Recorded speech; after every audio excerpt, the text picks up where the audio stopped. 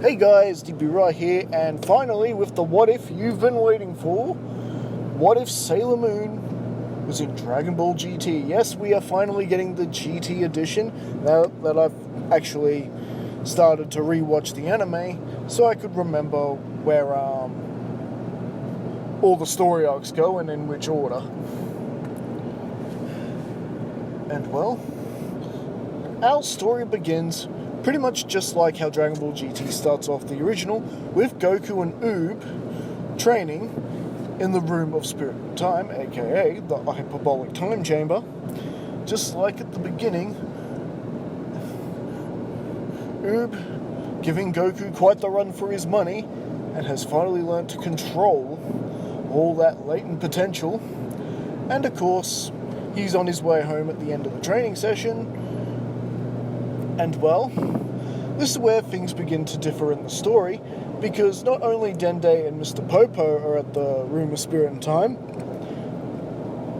Usagi, Sailor Moon, also known as Neo Queen Serenity during this time, is also there, and well, they happen to hear the commotion that's being caused by the Pilaf gang, who have snuck to the lookout and have stolen the Black Star Dragon Balls.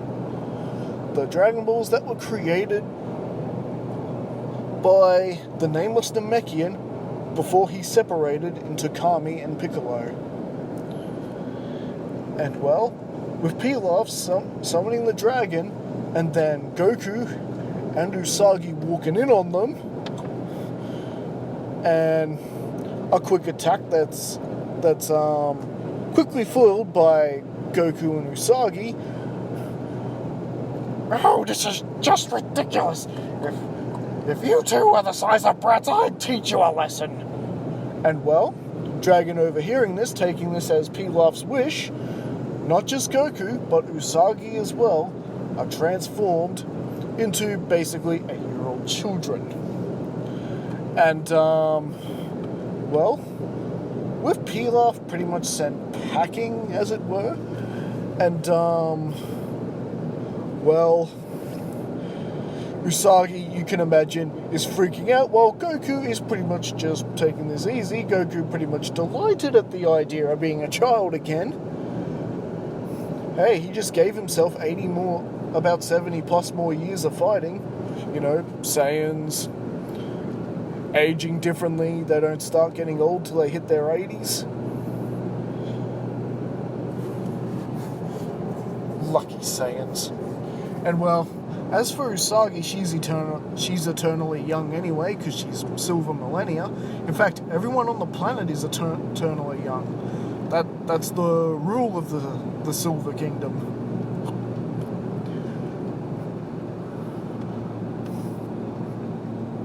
So basically, Usagi and Goku's only options now is basically just wait till they age out once again, or simply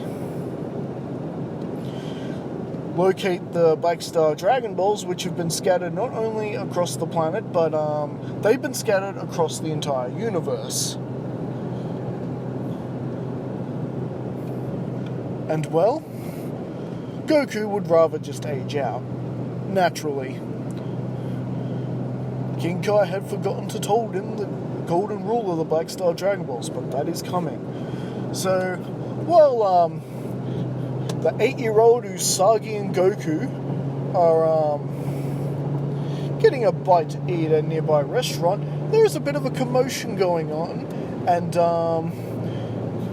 as it just so happens, Master Roshi has also come to town, as well as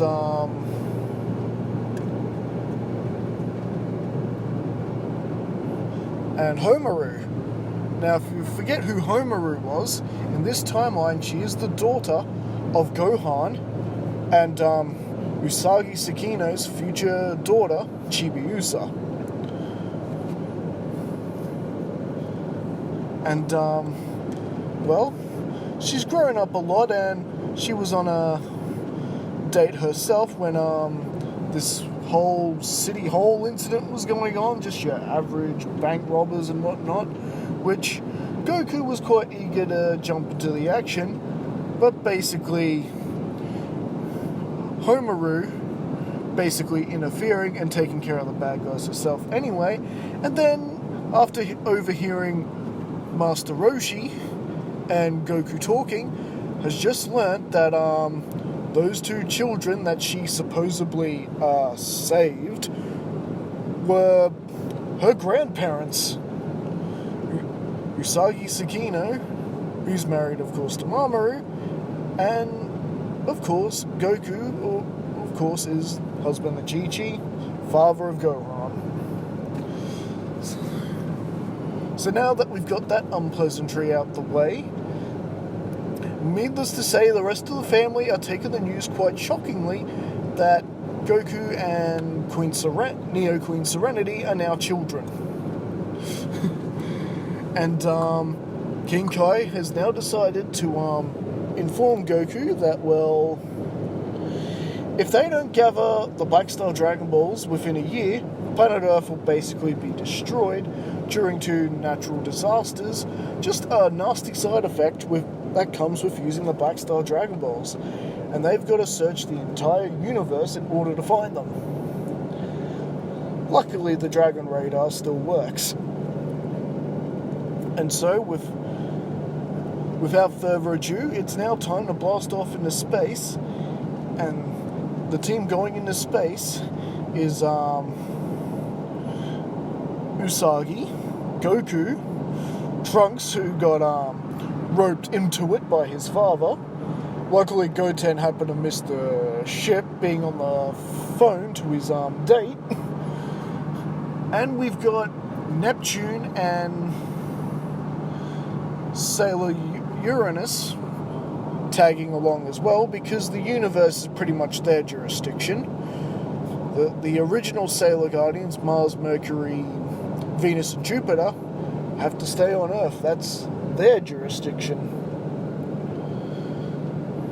That's alright, Neptune and Uranus, what could possibly go wrong? Oh wait, there is an extra one, because even though Gohan and Chibiusa have told Homaru no, she has decided to stow away on the ship, and it is blast off time. And well, essentially, they parts of the ship are already falling off, just like in the original, because Homaru hit the ship early before the final installations were done, and they end up on planet Emeka, I believe that's the name of the planet. You know, the one where they are hounded by shoppers because they got to overcharge for everything because they're living under a dictator who is just overly greedy, and it's pretty much the only way to keep a roof over your head. Well, needless to say, with a couple of mishaps involving the Dragon team on this mission, pretty much everyone is on the most wanted list, especially after the whole having to get the ship back from the enemy, which, needless to say, with Usagi Tsukino driving the hover truck carrying the ship, needless to say, was quite the disaster, yes. Many enemy soldiers were run down, or sucked up into the engine. I mean, it is a hover vehicle after all. Pretty nasty. Yes, Usagi Tsukino should never drive, ever. And, but at least they got the ship back and have since kept it hidden. And, well, it is now time for, the good guys to clear their name and, dethrone this dictator, which leads to, Goku having his battle with Legic in the original. And thanks to, Usagi Tsukino using the silver crystal, it not only forces Don Ki, the dictator, to return everyone's houses to him, but it makes him an all-around good guy, because, you know, the silver crystal tends to do that kind of thing to people. And, well, this is where they come to the realization that Usagi cannot use her full power being a child. Because, well, just like Goku cannot use instant transmission as a child, it's just that the fact their children bodies lack the stamina that their adult bodies were used to. So, but needless to say, peace was restored to Emeka, and they are off to track the next Dragon Ball, which of course is on, I forget the name of the planet, but that weird creature, I believe his name was Zumino, something like that. The weird fish-looking guy who can predict when an earthquake is going to happen, which pretty much, that whole thing pretty much ended up going exactly like the original story, except they didn't have to disguise Trunks as a woman to try fool the fish. Nah, with the lovely Sailor Neptune there, they were able to get away with this hood, line and sinker, and you had Sailor Uranus there who wouldn't let Neptune out of her sight, who was able to pretty much follow the creature no problem, and they're pretty much able to pretty much predict that this fish wasn't causing the earthquakes. He could only predict them thanks to his whiskers going off.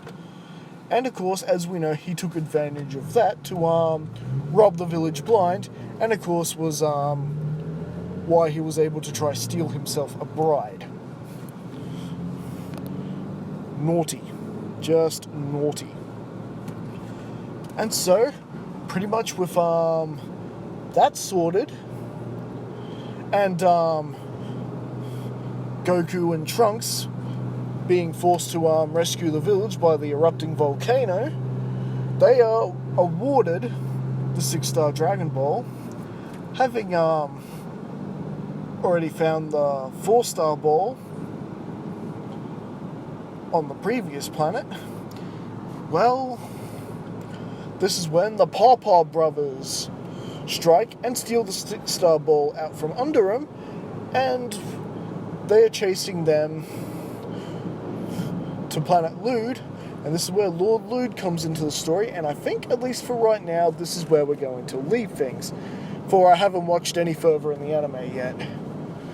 So, what do you guys think? You liking the story so far? How is Sailor Moon gonna be able to, and the other Sailor Guardians accompanying on this mission,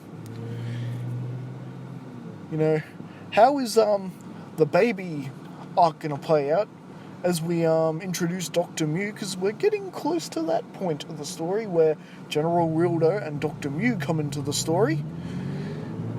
So, well, all this and more next time. Thanks for joining me. And as always, don't forget to leave your comment below, like and subscribe, and I will see you guys next time.